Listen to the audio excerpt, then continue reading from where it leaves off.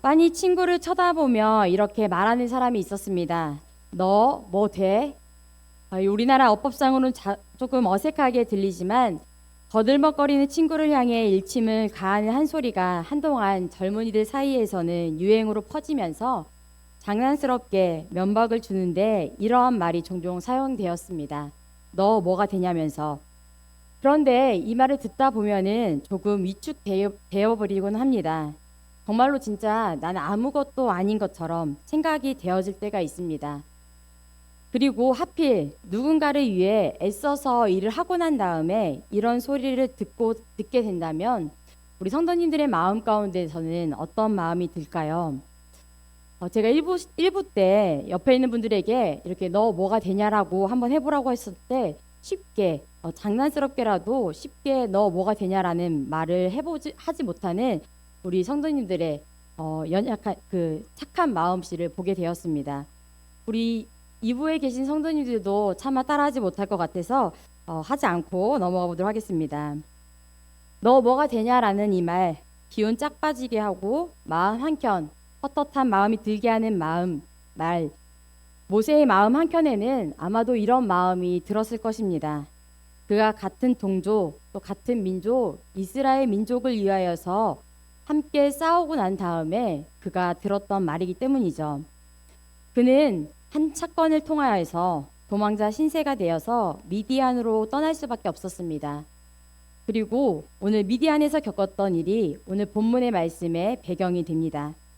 오늘 말씀 바로 앞에 말씀에는 출애굽기 2장의 말씀에서는 하나님께서 이스라엘 백성들의 고통과 또 부르짖음을 들으시고 하나님께서 아브라함과 이삭과 또 야곱에게 세우신 언약을 기억하사 이스라엘 자손을 돌보시고 기억하셨다라는 말씀으로 끝을 맺습니다.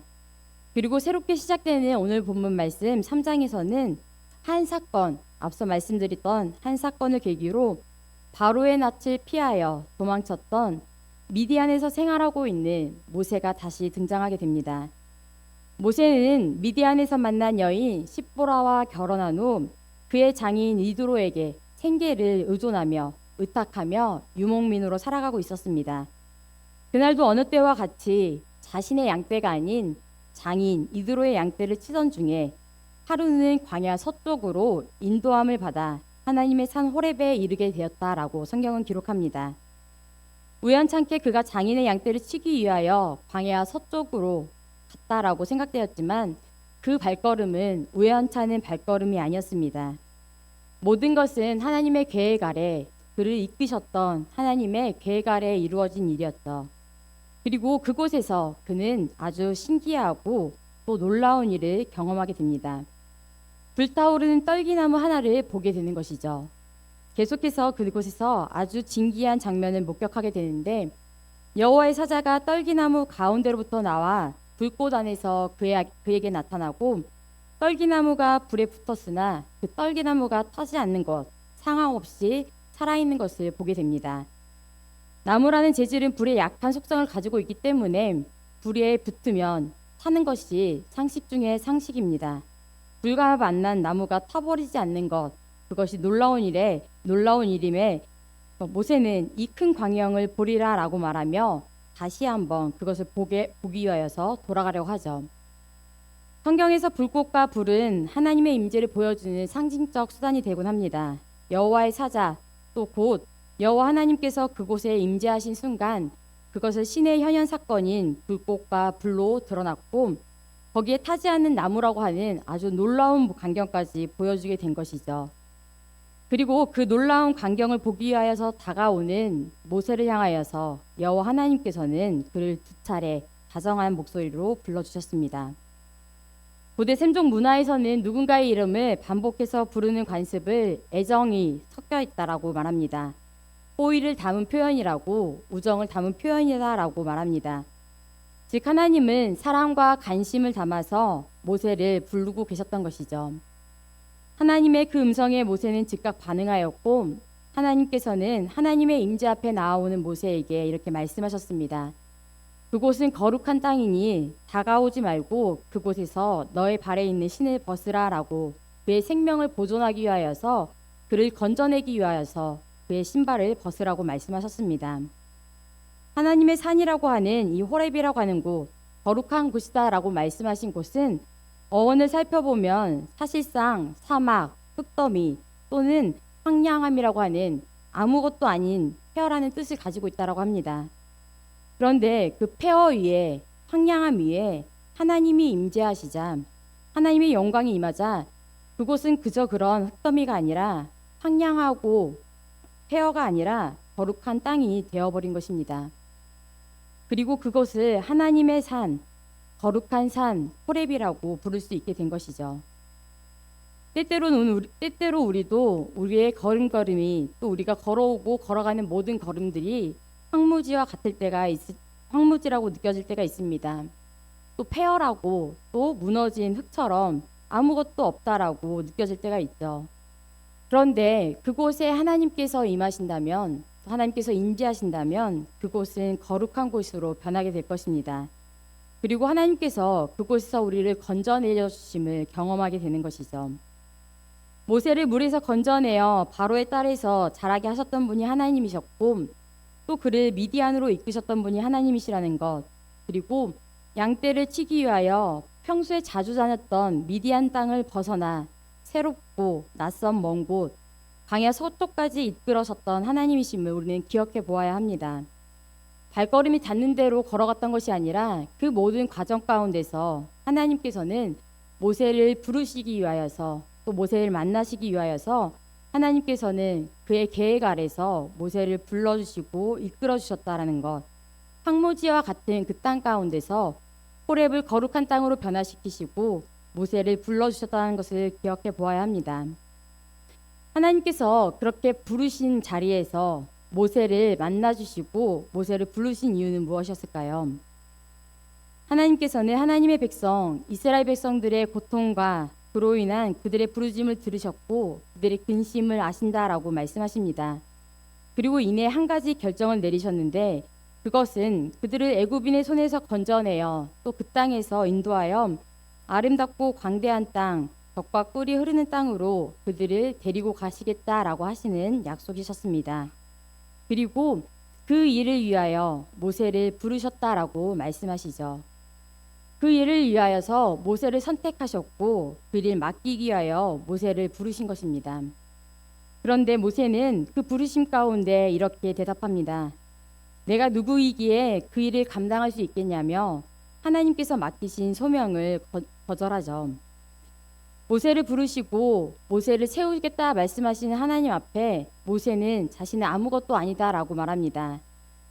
그를 처음 물에서 건져내시고 생명을 구원하신 분이 하나님이셨고 모든 계획 아래서 하나님께서는 그를 부르셨음에도 불구하고 하나님의 부르심 앞에 서지 못했던 모세였습니다. 왜냐하면 모세는 애굽에서 쫓아내졌을 때 이스라엘 백성으로부터 버림받았고 또 바로로부터 버림받았기 때문이죠. 그는 스스로가 낮아져 있었고 자신감과 자존감이 떨어질 대로 떨어져 있었기 때문입니다. 여러분들 모세의 이름 뜻을 알고 계십니까? 모세의 이름 뜻은 건져내미란, 물에서 건져내미란 뜻을 가지고 있습니다. 그의 이름이 왜 그렇게 지어졌을까요? 애굽으로 이주한 이스라엘 백성들이 급격히 수가 늘어나는 것을 두려워한 바로의 산하 정책 때문에 모든 이스라엘 남자아이들은 태어나자마자 죽을 위기에 놓였습니다. 말 그대로 태어나지 않는 것이 더 좋은 상황이었습니다. 아이를 잉태한 것이 더 이상 축복이지 않은 상황 속에서 태어난 아이가 바로 모세였고 그런 상황 가운데서 아이를 태어났을 때 자기 새끼라면 고슴도치도 예쁜 게 당연한데 모세라고 하는 아이는 참 예쁘게 잘생기게 태어났다라고 성경은 기록했습니다. 차마 자신의 아이를 죽일 수 없었던 레위 여인 요게벳은 석 달 동안 아이를 숨겨 키웠습니다. 하지만 하루가 다르게 성장해가는 아이를 더 이상 숨길 수 없어 별 수 없이 갈대를 엮어 역청과 나무진을 칠해 물에 스며들지 않도록 상자를 만들어 아이를 그 안에 넣고 나일강가에 띄어보냈습니다. 이때 아이가 우는 소리를 듣고 때마침 목욕하러 나왔던 바로의 딸이 이 아이를 건져내어 이 아이가 히브리인 아이인 것을 보게 되고 아이를 불쌍히 여겨 양자로 키우게 되며 이 아이 이름을 모세라 짓게 되었던 것이죠. 그때 물에서 건져내었다라고 하여 이름을 모세라 짓게 되었습니다. 하나님께서 이 아이를 바로의 딸에게 키우게 하신 것, 그리고 이스라엘 민족 가운데 민족으로 태어나게 하신 것, 그 모든 것은 하나님의 철저한 계획 가운데서 자라나게 하신 것입니다. 바로의 궁정에서 자랐지만 그럼에도 이스라엘 백성으로서 자라게 하신 것, 그것은 하나님께서 원대한 계획을 갖고 계셨기 때문입니다. 히브리 사람으로서 애굽에서 자라게 하시고 또 결국에는 또 애굽에서 버림받게 하셔서 미디안으로 도망치게 될 수밖에 없는 상황 가운데 몰아내신 것, 다시 또 애굽으로 보내게 하시는 모든 것은 하나님께서 계획하신 바가 있기 때문입니다. 그러나 그것을 알지 못했던 모세의 입장에서는 모든 것이 다 실패로 여겨지고 모든 삶의 과정들이 낭망하고 더 좌절할 수밖에 없는 상황처럼 여겨지게 되는 것이죠. 그렇기 때문에 그는 자신은 이스라엘 민족도 또 애굽인도 아니고 또 결혼을 통하여서 미디안인으로서 살아가는 것도 아닌 이도저도 아닌 어디에도 속하지 못한 존재로서 살아가고 있을 때였습니다. 그렇기 때문에 그는 내가 누구이기에 그곳으로 갈 수 있냐라고 물을 수밖에 없었던 것이죠. 그런 모세에게 하나님께서는 마치 그의 처지와도 비슷한 황폐한 땅에서 무더기 속에서 폐허 가운데서 다시 한번 나일강에서 그를 건져내셨던 것처럼 다시 한번 모세를 다정하게 부르시며 그를 건져내시고 이끄셔서 그를 부르심 가운데 세워주신 것입니다. 우리는 아무것도 아닌 것처럼 보이는 그때 누군가는 너가 뭐가 되냐라고, 너가 아무것도 할 수 없으면서 뭐가 되는 것처럼 살아간다라고 우리를 무시하는 그 말 속에 갇혀 살아갈 때, 현실의 암담 속에 살아갈 때 그저 걸어가는 대로 걸어온 것처럼 우연의 연속인 것처럼 삶을 살아갈 때가 있지만, 그 상황 속에서 우리를 향한 하나님의 선택과 계획이 있음을 기억하며 살아가야 합니다. 하나님께서 모세를 부르시고 계획하셨던 것처럼 우리 각자를 부르시고 계획하심이 있음을 믿고 나아가는 저와 여러분들이 되길 바랍니다. 모세를 바로의 딸의 손에서 자라게 하셨고 또 그를 미디안으로 이끄셨던 하나님을 또 다시 한번 양떼를 치게 하시고 다시 한번 애굽으로 보내게 하시는 하나님께 모세는 묻습니다. 내가 누구이기에 내가 그곳으로 갈 수 있냐라고. 그때 하나님께서는 12절의 말씀을 통하여서 이렇게 대답하십니다. 우리 12절의 말씀을 다시 한번 한 목소리로 읽어보도록 하겠습니다. 하나님이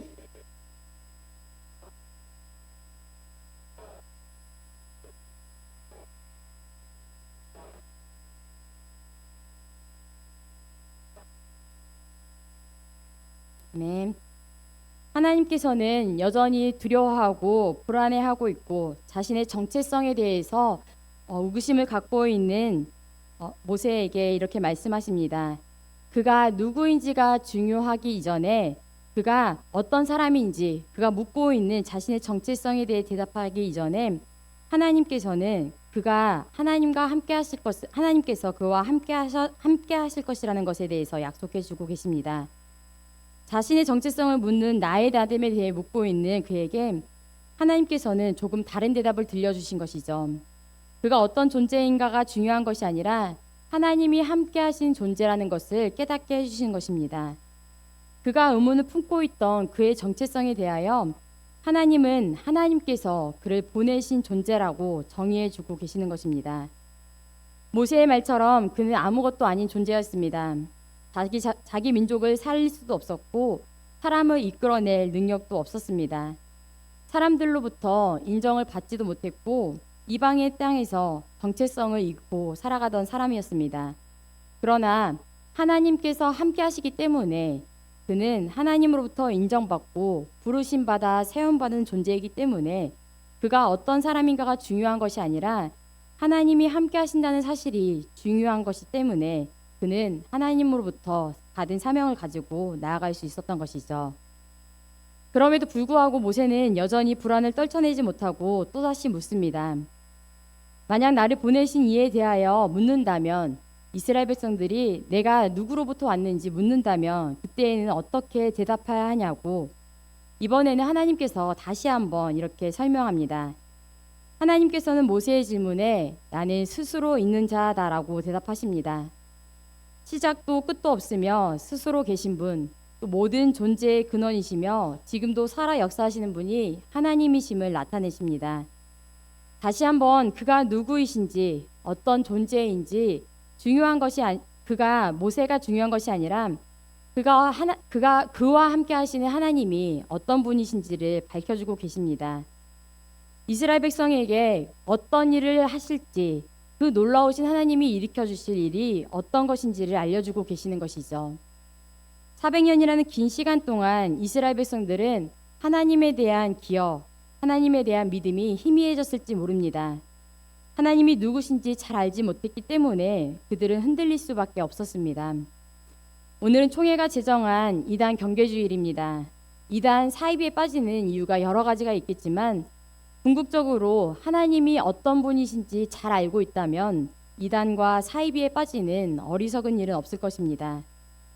하나님께서는 모세가 하나님이 함께 하신다는 것이 전부임을 알길 바랬고 그 사실을 이스라엘 백성들에게 전하며 또 애굽으로부터 이스라엘 백성들을 건져내 오시기를 바라셨습니다. 하나님께 증거를 구하고 또 증거를 원하는 모세에게 이렇게 말씀하시죠.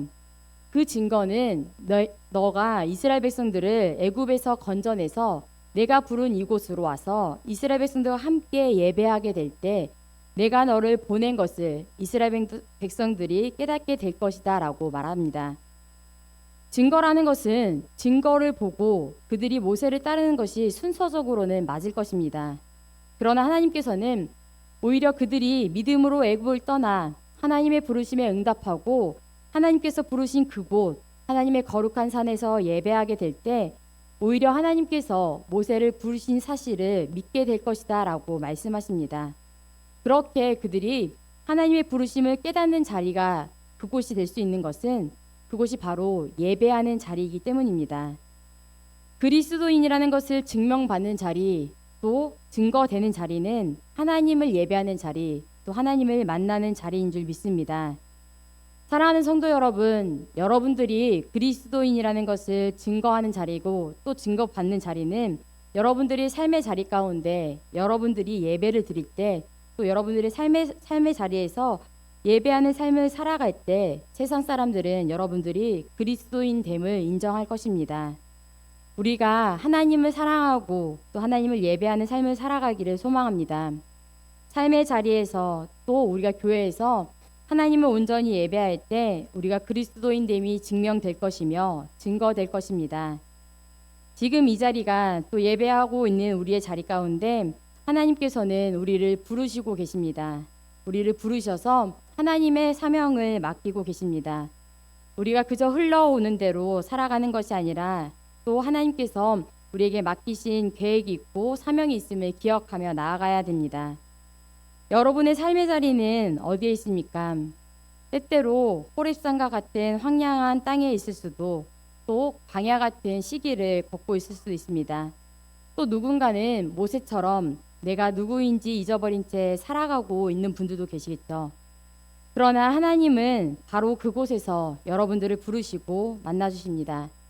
하나님은 임재하시는 그곳이 거룩한 땅이 되게 하시고 그곳에서 각자를 부르시며 우리 각자에게 맡겨주실 사명을 갖고 계십니다.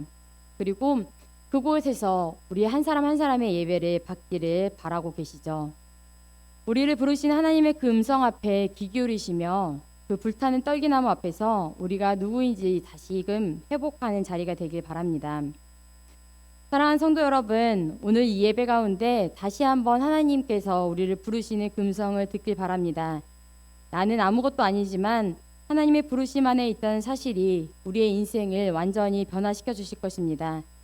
황무지 같은 인생도 또 아무것도 아니다라고 무시하는 그 인생도 하나님이 임재하시면 거룩한 인생이 되고 또 아무 쓸모 없어 보이던 인생도 하나님이 불러 세우시면 온 민족을 구하는 인생이 될 것입니다. 꺼지지 않는 하나님의 불, 또 그 꺾이지 않는 그 부르심 가운데 우리가 응답하며 나아가고 또 타오르는 그 불꽃 가운데 하나님의 능력을 경험하며 살아가는 오늘 한 주가 되기를 다가온 한 주가 되기를 소망하며 이 시간 함께 기도드리며 나아가도록 하겠습니다.